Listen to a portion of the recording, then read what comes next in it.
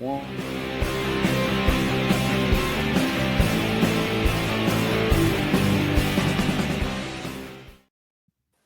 Welcome to the Pinning Combination Podcast. I'm KJ Pilcher alongside Dick Briggs, ready for our weekly discussion of all things wrestling. Of course, more like wrestling weather today here in Eastern Iowa compared to maybe a week or two ago. Yeah, I think I heard a trace to an inch yesterday, but I think we've got over an inch already with high winds coming, right? Yeah. And also girls basketball week, right? This girls state basketball, it's always seems to bring this type of weather around for one last hurrah before spring kind of kicks in. But we'll have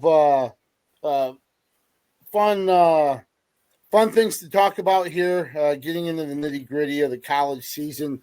The Big 10 and Big 12 tournaments. We'll be able to preview the women's collegiate championships are this weekend in Coralville as well. The University of Iowa certainly headlining that event, and the IA championships will also rehash the D3 qualifiers here in Cedar Rapids and the D3 field here going out to Rhode Island next week. Upper Iowa had a couple national qualifiers, and also I'll share kind of my thoughts on the Gazette area, all area team for high school to close things out today. But first off, let's kind of go in order. Oh, go ahead. Can I interrupt for a second? Sure. I'm going to do this because you never would do this, but I just wanted to say congratulations to you, KJ, on your awards that you won for your writing. It was the statewide contest. I've got it right here. First place for the best sports feature story by you, and then also second place for the best sports story. So congratulations to you, award winner. I've said it time and time again. You're awesome. But if you don't believe me, there we go. Thanks. Check is in the mail. I'm very fortunate to have some very good editors that turn chicken poop into chicken salad for readers. So I'm very grateful for guys like J.R. Ogden and Sam Paxton that really put the final touches on those features, and something we can be proud of as a staff. So right, and I imagine nice of you to mention, but yeah, that's cool. That's it. I've always said you're the best. But it's not it's neat for you to be able to find those stories and put them to print and share that story with everyone, and that's what makes you a superstar, really. So well, that's really nice to say. And just to kind of highlight a couple of those stories are pretty special. I'm not really big on the contest, the INA contest, just for a lot of reasons, but there are a couple of special stories there. One, have to really thank the Harris family in Western Dubuque. One of the first place story was kind of a chronicling of Brett Harris dealing with a brain tumor, inoperable tumor that he's dealing with. Still playing baseball. He actually played two seasons, dealing with the effects of that and kind of his how he was handling it, how the family handled it, how the program was working with him, and of course he's going to Ole Miss to continue his career when he's done at Western Dubuque. But that's something that I appreciate families being able to entrust me, if that makes sense, to tell that story, which, trust me, I don't take it lightly, because that's something that uh, it's sensitive and it's intimate, and it's something that the hope is it shines a light on what they're going through, and maybe there's somebody going through something similar, or has a child going through something similar, and it gives them a little bit of hope that, hey, see what this individual is doing while uh, while facing a dire situation and meeting it head on, and uh, it's it's inspiration for somebody else going through a similar situation. So, thanks to the Harris family for that. Well, great. You can still find it on the Gazette.com. The other story was wrestling related. It was from the girls' high school athletic, Iowa Girls High School Athletic Union state championships uh, in 2024, with Naomi Simon winning, uh, her fourth overall title and her second girls union title, and capping an awesome career, which coincidentally she's part of the Hawkeye contingent at the national tournament this weekend in Coralville. So, that was a special moment. I'm glad, that was recognized as well in the Iowa Newspaper Association contest. So, very, very cool stories that I'm glad were recognized in that way. But yeah, thanks. I wasn't expecting to talk about that here this morning, but thanks, Coach. I appreciate it. Kind of hijacked that for it, but Yeah. that was well deserved. You very deserving. So, All right. yeah. Well, let's get back to Kyle. Let's just kind of go in chronological order here, since D3s and D2s were the big action last weekend.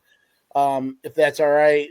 The Alliant Energy Powerhouse hosted the Region 6 tournament, the national qualifier for the American Rivers Conference schools in Cornell and a few others throughout the region. Coach, what were some of your takeaways there? Wartburg came away with a title, but Loris, they had the most qualifiers, right, with 7. Right. Quite a few teams looked good, and some didn't have the opportunity to qualify a lot. Like I'm going to mention Cornell. Cornell really wrestled pretty well. Had not a very good first round on Saturday morning, and that knocked a couple of their guys out there that had potential to qualify. But they really looked really good. I'm going to go with Huntington. I'm going to mention them again during this. Really, but they looked pretty good. They came out battling, so the teams are getting better. It's not just upper echelon, 1 or 2 teams that are in that. As a matter of fact, the team that really, in my opinion, disappointed the most was Wartburg. They should have just cleaned it up, and they struggled to get their first couple of weights or into the finals. They had to come from behind and score last second takedowns to get into the finals and get qualified there. And then they lost a few others. They only qualified 6. And really, there's 2 others. Matter of fact, I did this kind of thing. Like we talked about Loris, who had a really great tournament. They had qualified 8, had 3 champs, a runner-up, and 3 thirds, and or 7. I mean, I said 8, 7, and so I had a real good tournament. But I did this. I like to do this when I was coaching. How did we perform? Did we perform above our seeds or below our seeds? Sure. And Loris was +3, so they're 3 above their seeds. Co was +1. Wow. Luther was +8. There's another one of those teams that really wrestled well, and Luther qualified 4, I think. Was it 4? Yeah. And anyway, and then they had 4, a champ, a second, and 2 thirds. And then how about this? UD wrestled 13 above their seeds. So the teams really wrestled well. And then the downside, Wartburg wrestled 10 below their seeds. So they had a really, in my opinion, not a very good tournament at all. And that's going to set it up to make it very difficult for them to win that national title. They could still do it, but you've got in the national scene, you've got and I'm going to mention this because we had him on the show, Dave Malachek, lacrosse qualified 9, so they'll be probably the front runners. Augustana and Castleton qualified 8. Johnson and Wales, who hosts the national tournament, Loras and the College of New Jersey qualified 7. Wartburg 6, Coast and Luther 4 each, UD 3, Central 2, and Cornell 1. So lots of different notes there. Here's some of my notes. I'm going on and on about this, but I was there and it's fun. I love the college cheers, and you know this, KJ, because you've been there enough. It's just fun to hear them at Division III level back and forth to each other in the arena. Yep. And I have to give Huntington. That's where I said I was going to mention them again. I have to give them the maybe the medal for that, the cheer really? there. They brought their coach, and Dick Simmons told me this, that his coach rewarded the team, the non-varsity team for a good season and being good numbers and sticking it out and that sort of thing, by putting them on the bus and bringing them up here and for the weekend. And that was some of the guys who are up there yelling for that in that crowd for wow wrestlers. And that's awesome. That's pretty cool, I think, too.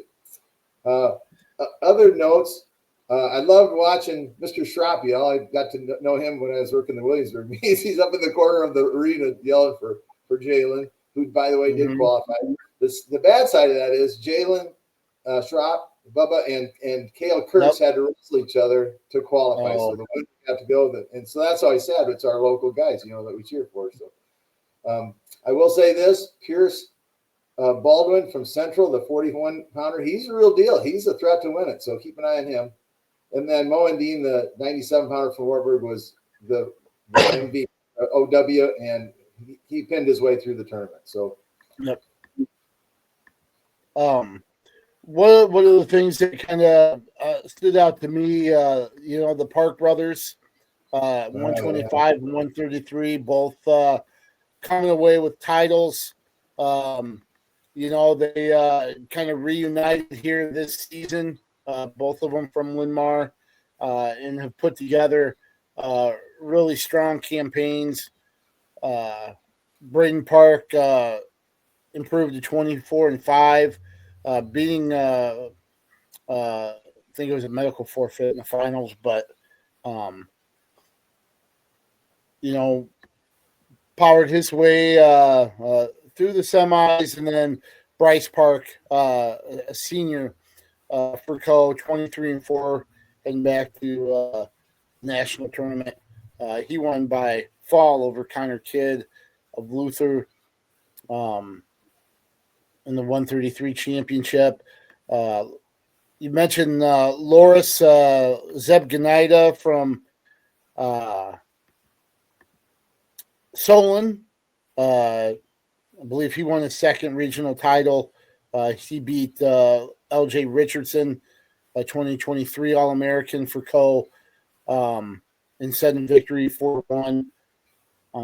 Dustin Boren, his teammate at 165, won a title for the Dewhawks, beating Carson Martinson of Central 6-3 in the final. Of course, Martinson, one of the former Hawkeyes that are in the Central lineup right now, and then heavyweight too. That was something that kind of stood out because I think they had 5 ranked wrestlers in that field fighting for 3 spots, and Walter West of Luther came away with a championship. Of course, he's the highest ranked of the group. Austin Cooley of Shriner in Texas, runner up, and then Wartburg's Mitch Williamson getting third there. So tough bracket at 285 that Walter West of Luther, one of those 4 qualifiers, returning All-American for the North, as well as Clayton McDonough, who finished third at 157 to return to the national tournament there. So, right. And the ARC, there's 30 spots, 30 qualifying spots, 3 at each weight. So the ARC, the American Rivers Conference, claimed 27 of those 30 spots. wow. This is kind of an interesting note. This region, the Region 6, it was represented by 7 states. You got Iowa, Nebraska, Missouri, Illinois, Arkansas, Texas, as you mentioned, and then Huntington. That's that Alabama team. They're from Alabama. So when they jumped on a bus, they were coming a long ways. Yeah, that's right.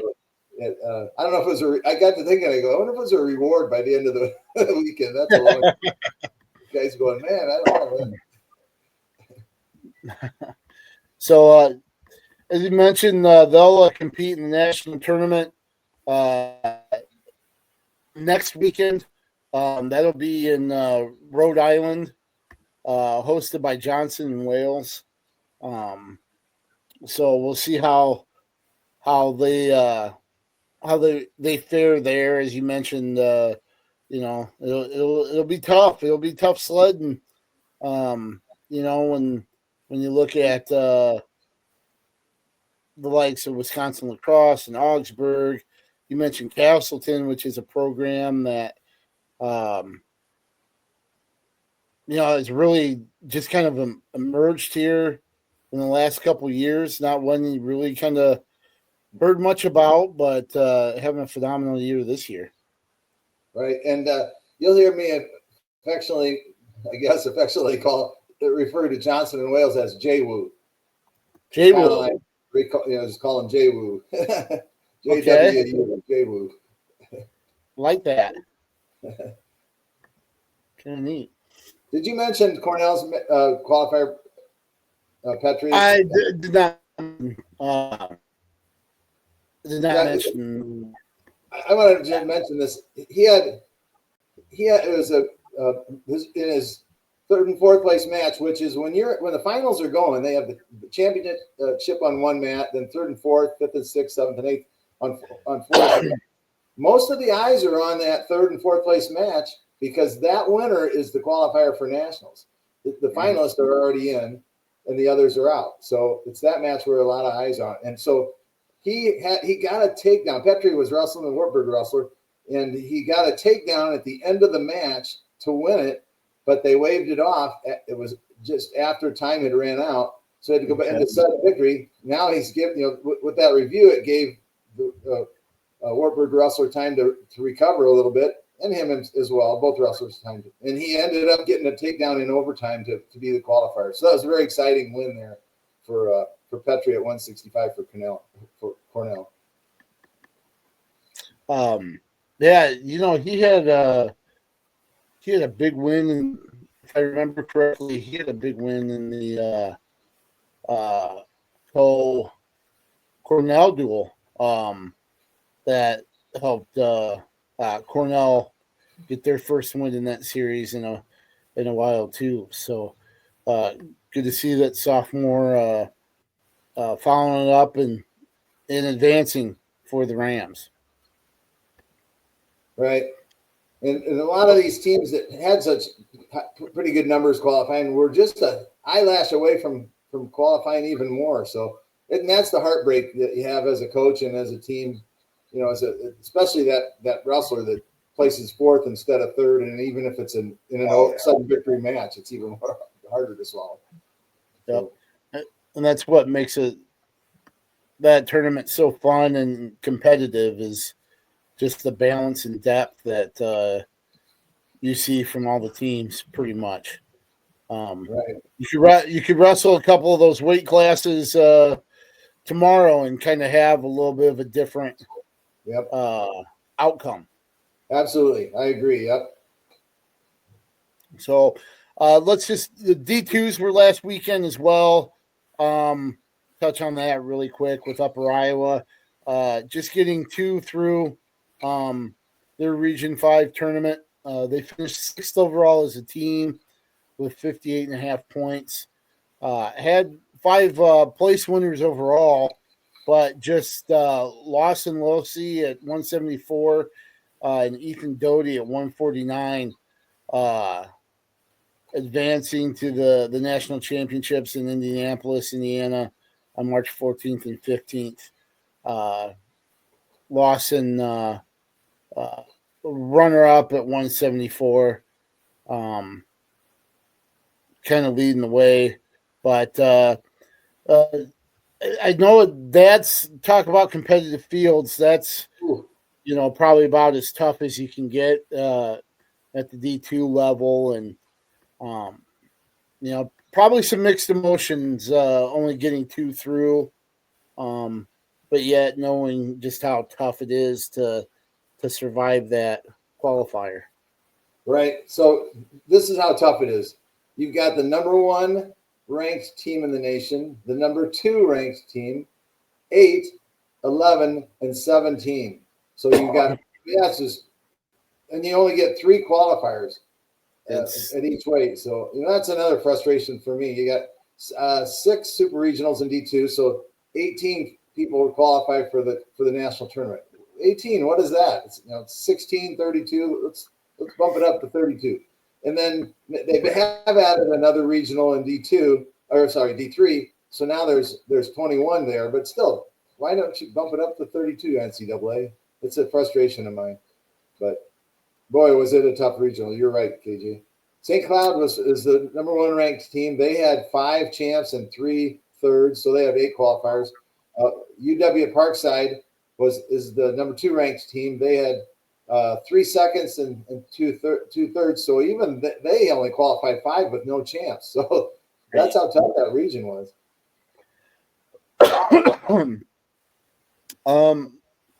Well, let's move on to the Big 12 and Big 10 tournaments here this coming weekend. The qualifiers, excuse me, for Division 1. Of course, we've seen the pre-seeds for the Big 12 tournament. We haven't seen them yet for the Big 10s. For some reason, they're a little bit later. But the Big 12s, you've got UNI, all 10 wrestlers are seeded 7th or better. Number 1 seeds from Parker Keckeisen and Colin Real Buto. Iowa State, they also have 2 number 1 seeds in Evan Frost at 133 and Cody Chittum at 157. What's your takeaway from those pre-seeds?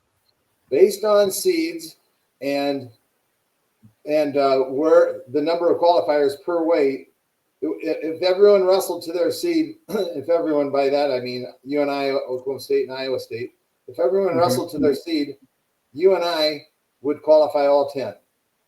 And really? You've got a couple that are right on the bubble. Like Trevor Anderson at 25 is 7th. Well, 7 go.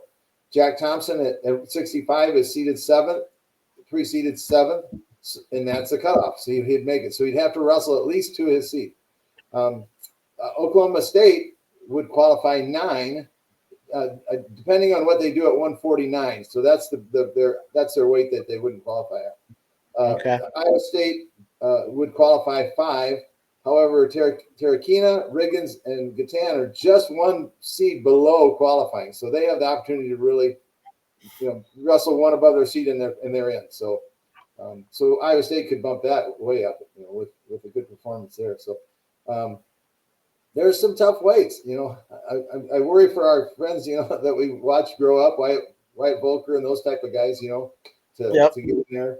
I'm not sure. Colin Riabuto is seeded number 1 at a very tough weight at 149. So he could fall. Who knows how far down on that? But or he could win it. So we'll see. Ryder Downey, you never know with him. That guy can beat anyone, and it's always going to be close. And he's seeded 3rd.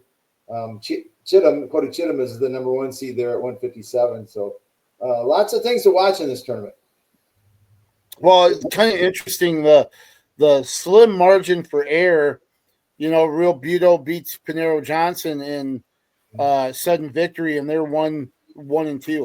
Look how close the Chittum Downey match was in that duel as well, and they're 1-3 in that pre-seed. So there's not a huge margin of error in some of those top spots, and certainly somebody like Panero Johnson could come away with a title. Same with Ryder Downey, who did it last year, beating Chittum in the finals, actually.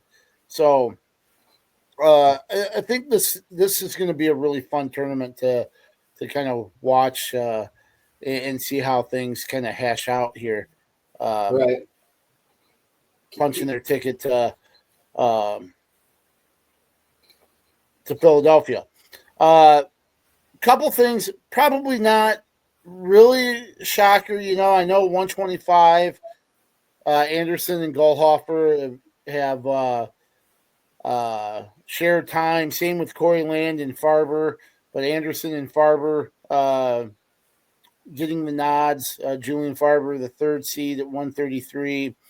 Cale Happel, the number 2 seed at 141. And Jacob Frost, the 3 seed at that weight. Of course, they're behind Andrew Alvarez, who, if you remember, 2 years ago won his national title at Tulsa, right.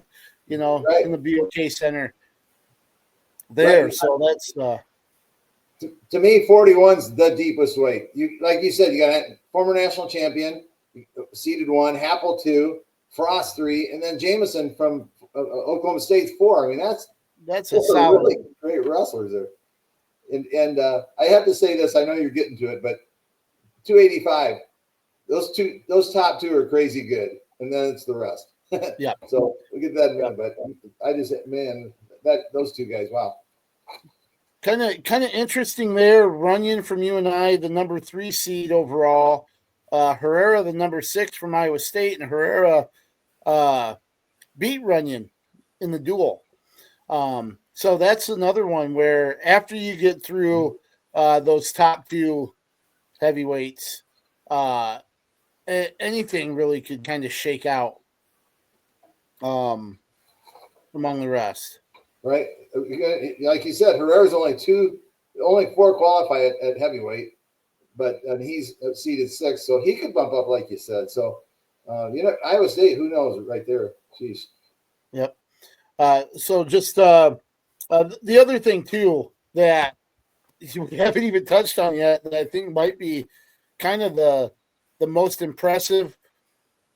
I don't know if I've ever seen something quite like what UNI's done at 184. Obviously Keckeisen is exceptional, but to think of kind of what preceded him with Drew Foster, Taylor Lujan, and the fact that they've won 7 straight Big 12 championships at 184 is pretty amazing. I mean, that's kind of one of those neat little feats that, it'd be interesting to see if it's ever really matched. Well, they've owned the weight since they entered the Big 12, I think, right?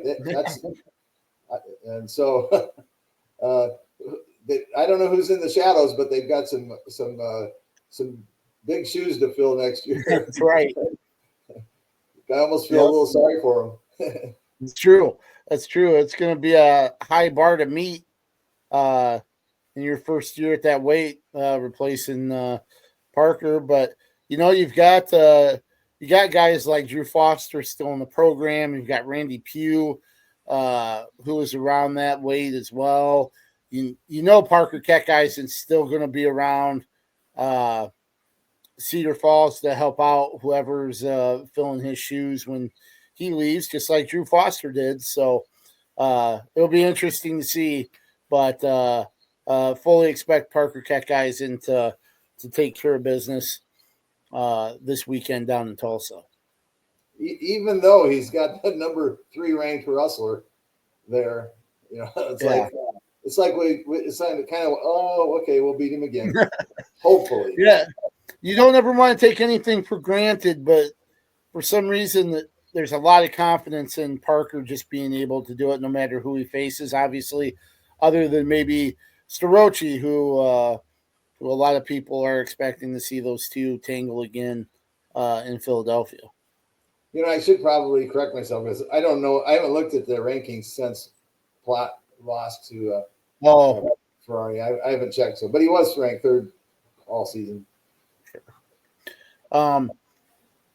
So just to run down all the UNI Iowa State guys, 125 Anderson is seeded 7th, Terrakina 8th, 133 Farber is 3rd, Evan Frost is 1st at 141, Happel is 2, Jacob Frost is 3rd, 149 Real Buto and Johnson are 1-2, 157 Chittum and Downey 1 and 3, at 165 Thompson and Riggins are 7-8.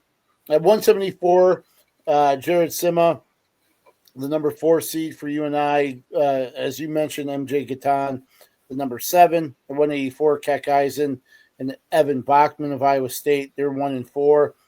197, you mentioned Wyatt Volker, he's the number 3 seed. Nathan Schoen's the number 6, and then UNI is 3 and 6 with Runyon and Herrera at heavyweight.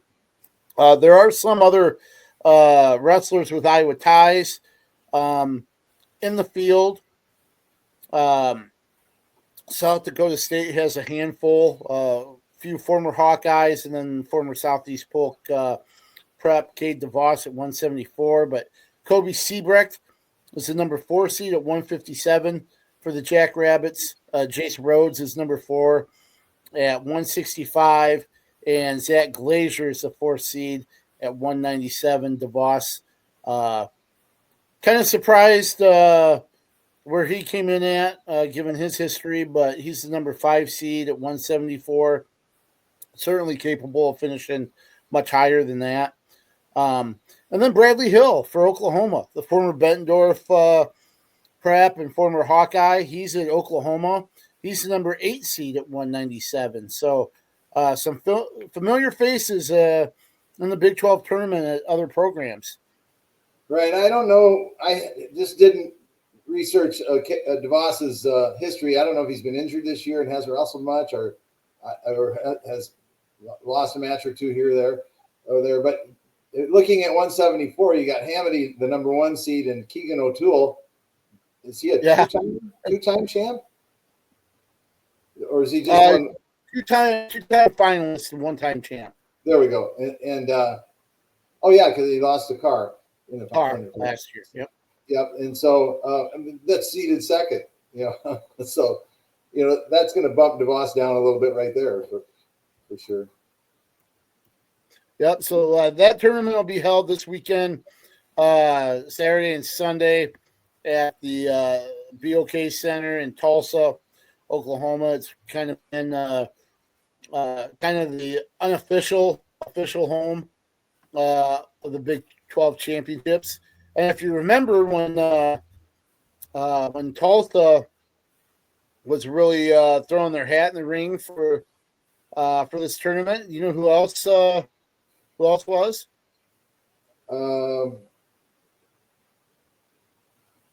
I do not.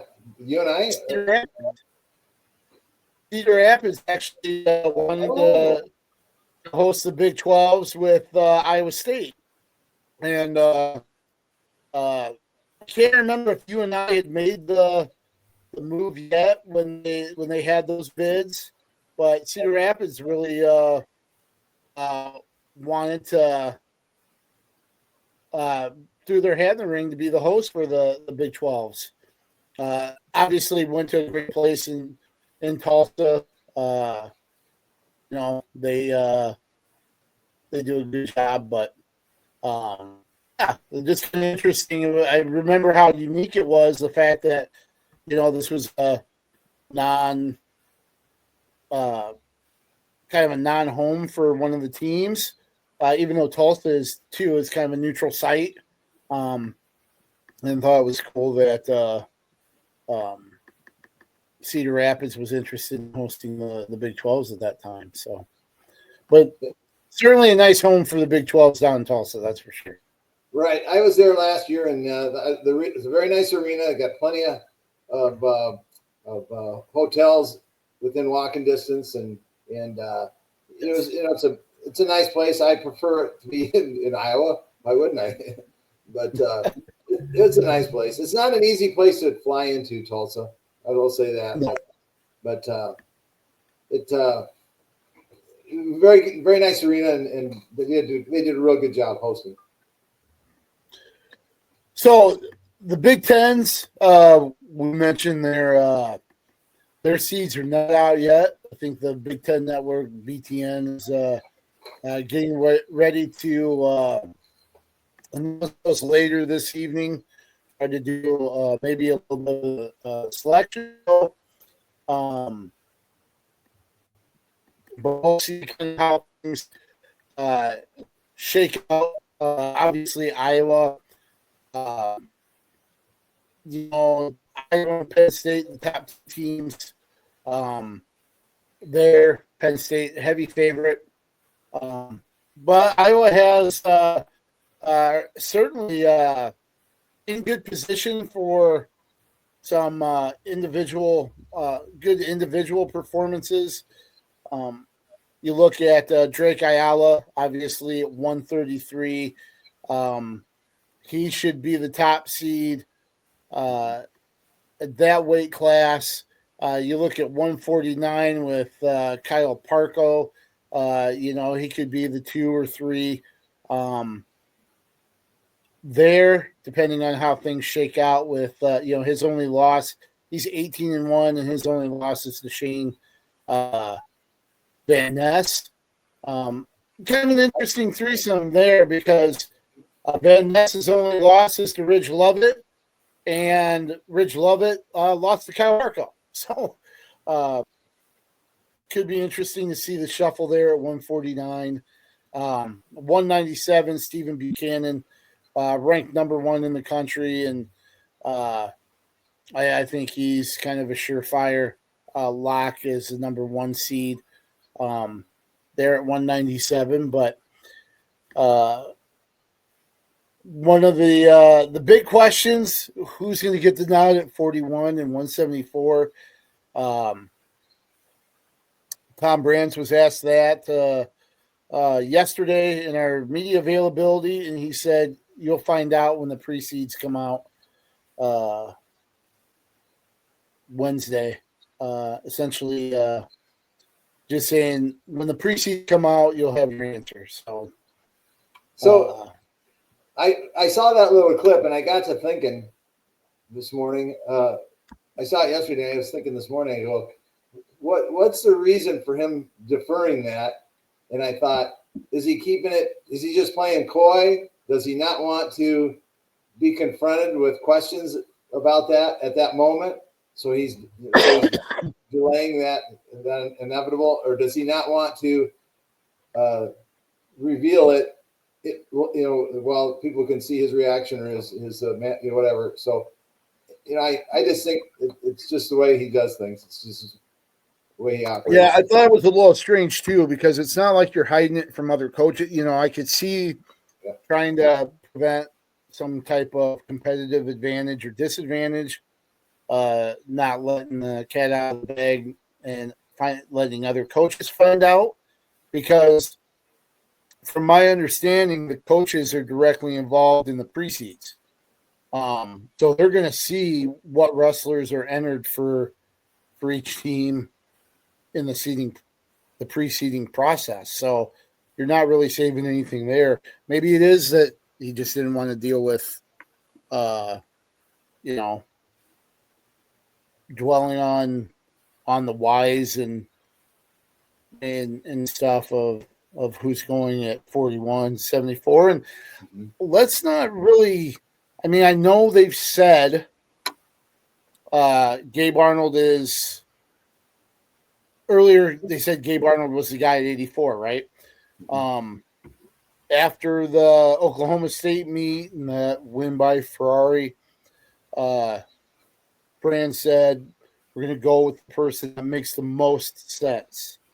And I think he repeated that a couple of times, which also leads me to believe it's Arnold, just because you want to be able to save that red shirt. And, with Starochi and Kekheisen, Bingo.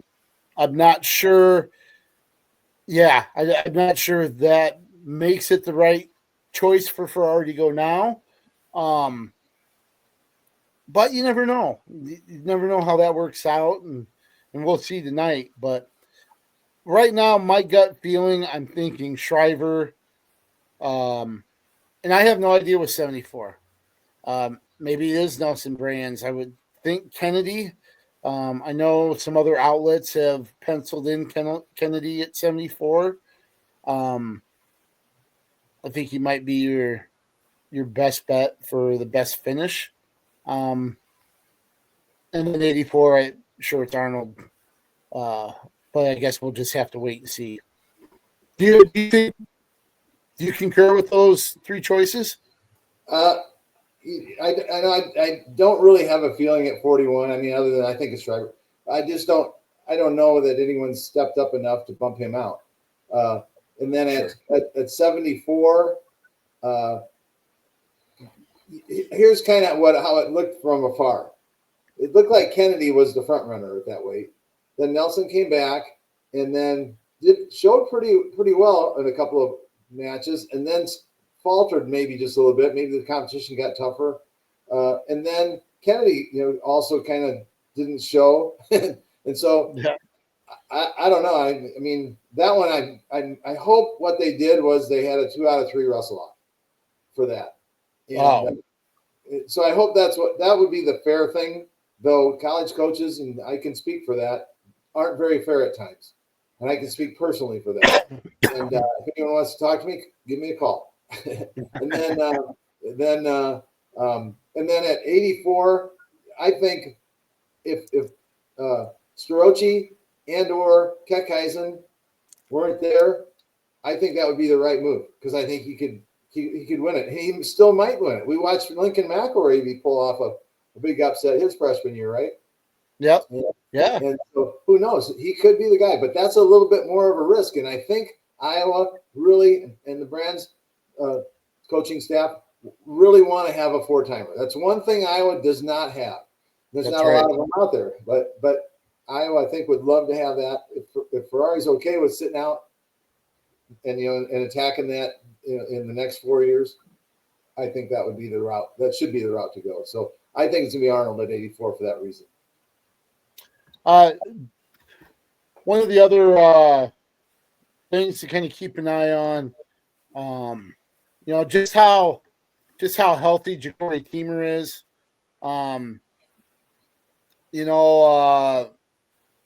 He had kind of a tough loss to the Kazak of Penn State. I think he went from kind of a surefire number 1 to maybe a 3 or a 4. I just kind of wonder with kind of what he's been through this season, if you just don't get him into the top 6 or 7. Just kind of looking at the allocations per weight class at 157. That's the top 8. If maybe you just kind of idle him down after he gets one of those automatic berths to allow him to rest and try to be 100% if he's not already for the NCAA tournament. But I like your description. Idle it down. Okay, let's call it what it is. Yeah. That's a good, very nice. I like it. It's very gentle. Very gentle. Yeah. A little PC on my part. There. Yeah. We've watched for how many years now, and rightly so. I mean, you got like Michael Kemmerer comes to mind, and who else was it? Penn State kid that they both sat or stood on the 6th step, or him and Nolf. It was Nolf, yeah, wasn't it? Nolf. Yes, yeah. Nolf had that knee injury that Of course, didn't hamper him come the NCAAs. He still won it all. But yeah, both of them. I think that was at Michigan State, Right. where they both defaulted down to sixth and shared a stat. Right. So you mean they idled back? Yeah, idle down. Idled down. I like that. So, but you're going to see that, and I know there's injuries out there. It seems like there's fewer this year, though. That's good. Not going right. So hopefully once they qualify, they're not going to do medical forfeits, and so we'll see those rustled out to their place winner matches. So anyway, At 285, Stevenson, Kirkville. Any chance for an upset there for Kirkville? Yeah, I would say that there's a chance that Stevenson could stumble on the way out from the bench from when he reports to the bench and get hurt. I don't. Okay. No, I don't think so. Steve. But here's the one. I might have mentioned this. How deep does Stevenson go into matches? Most of his matches are don't go the distance. So if someone can take him the distance, maybe that's the equalizer that we haven't seen yet. So. Yeah, but also the other side of that, lasting 7 minutes with them, that's not an easy chore. Yeah, at all. He might be you got to put him in there in the conversation for the greatest college wrestler of all time. I mean, we'll see it. He's got to win this, but boy, he's so good. He certainly is. Certainly is. Obviously, Penn State's the big favorite. How many champions do they walk away with? Oh man, this weekend. I was not prepared for that question. I would guess. Are they going to walk away with 5 again? Didn't they have 5 last year? I don't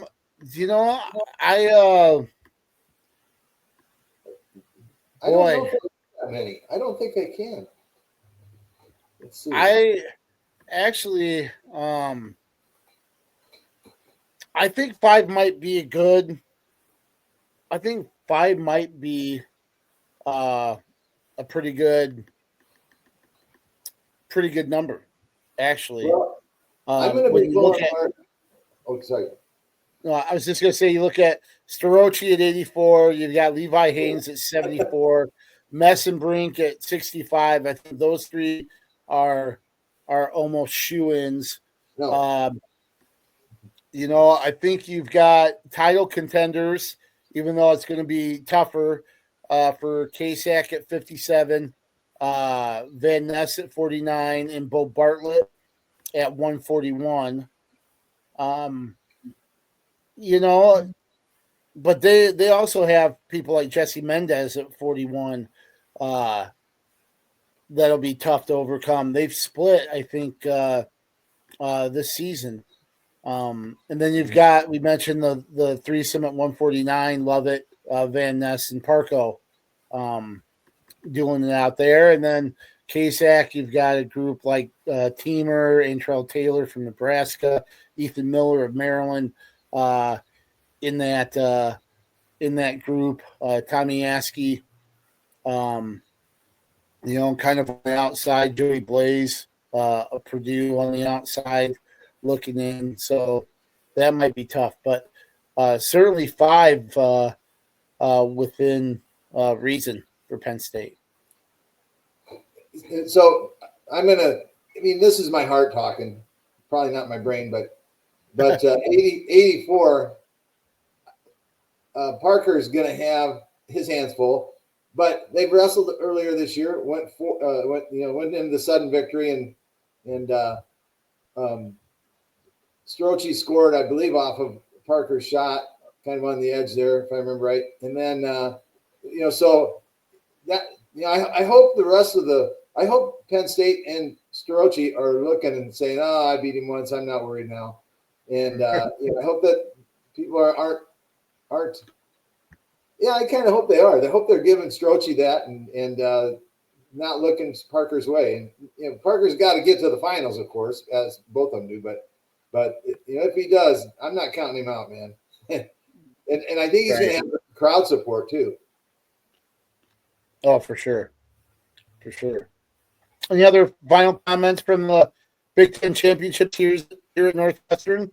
I would say Iowa qualifies 9, depending on what happens at 41. Yeah, that's kind of my prediction. I agree with you. And I'll also mention this. This is something I don't know if people remember. Penn State's kind of assault on college wrestling started in the 2011 season. And that's where they won their Big Ten title, the first Big Ten title under Sanderson. Was at Northwestern, Welsh Ryan Arena, where it is this weekend.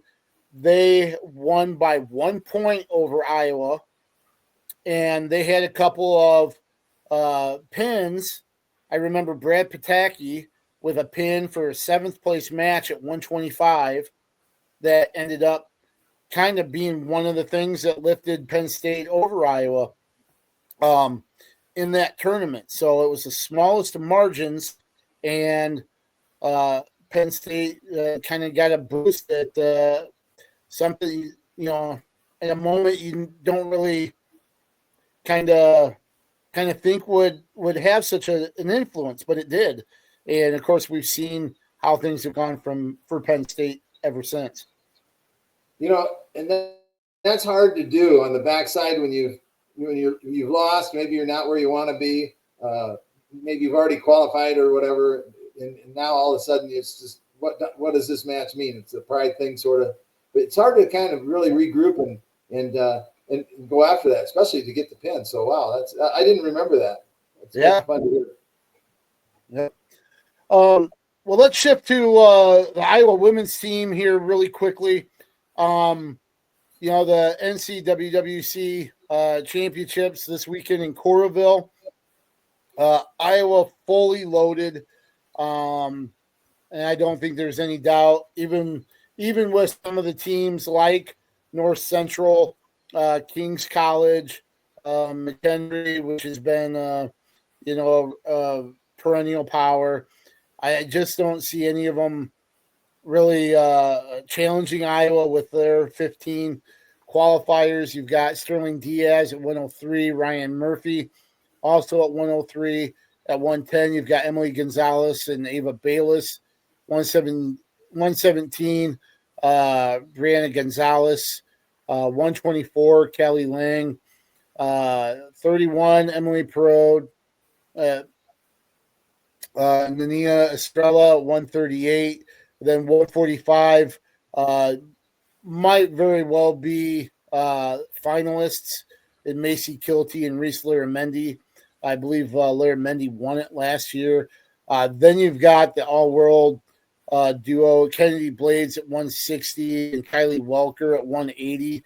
Welker, the top seed, is joined by Naomi Simon, who we talked about earlier, the prep from Decorah. She's the number 4 seed to go along with Welker at number 1 at 180.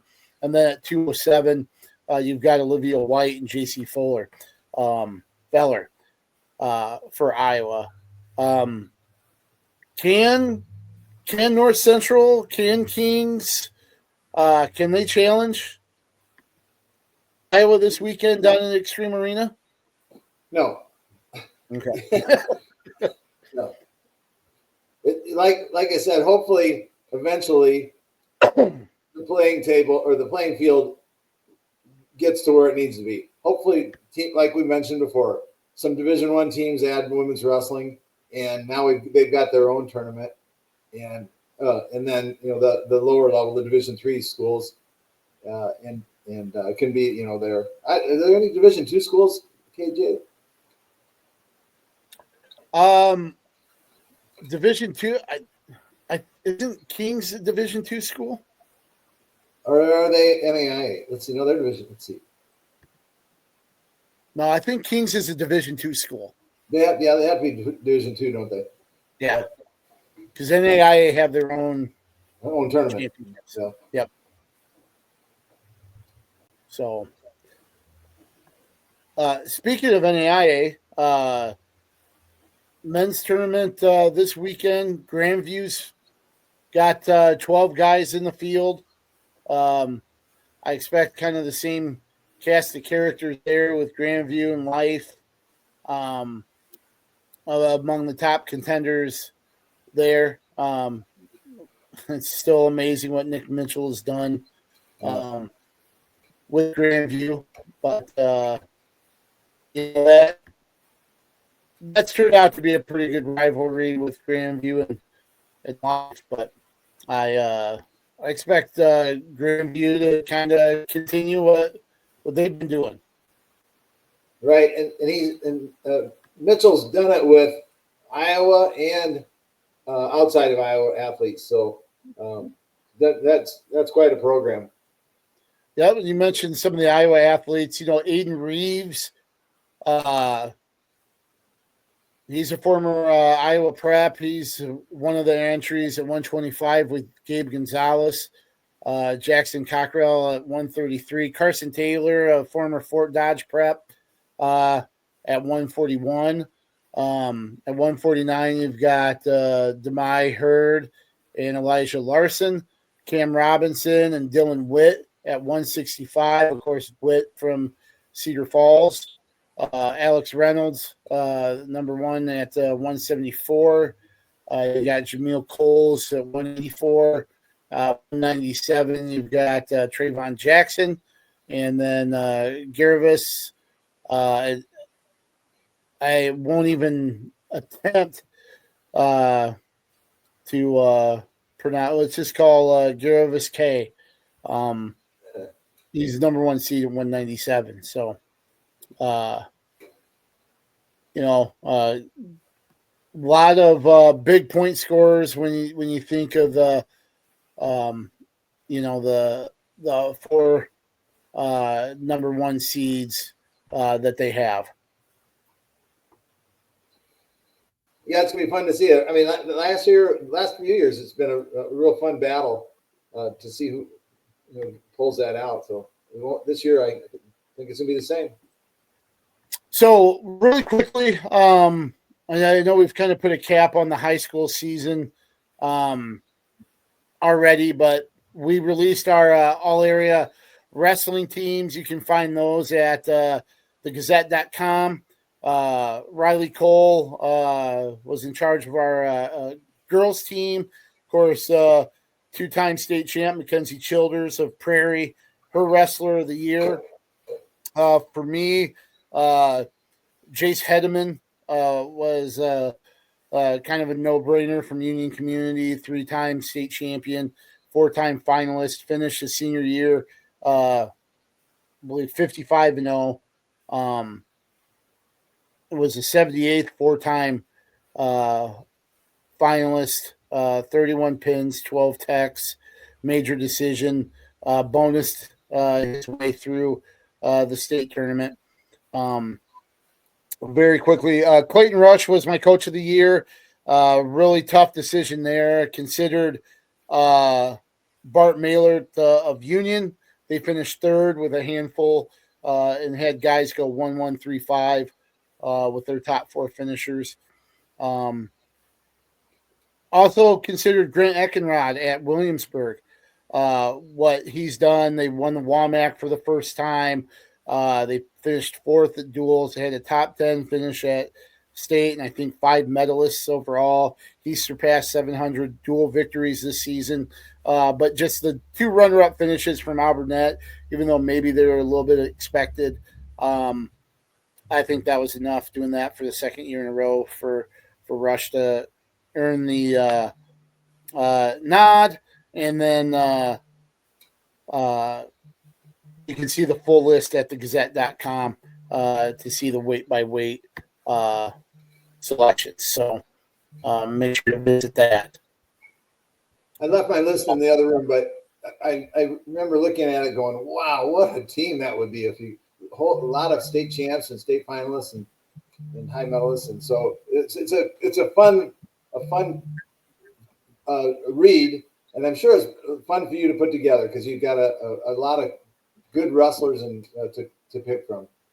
Very, very much so. So, and that's what makes it great because we do have so much talent in the area. And of course, we've got a lot of talent at the college level that'll be competing this weekend. Any final thoughts before we sign off and get ready for D1 qualifiers and a couple of national championships this week? That's right. I'm good with it. I think we covered it. Awesome. Well, thanks again for watching us this week on the Pinning Combination Podcast. Make sure to tune in next week as we go over those tournament results and look ahead to the D2 and D3 championships. And finally, we'll sign off as normal. Thanks to Coach Briggs. Thanks to our producer, Becky Gardner. Take us out, Coach. Let's keep wrestling on the move.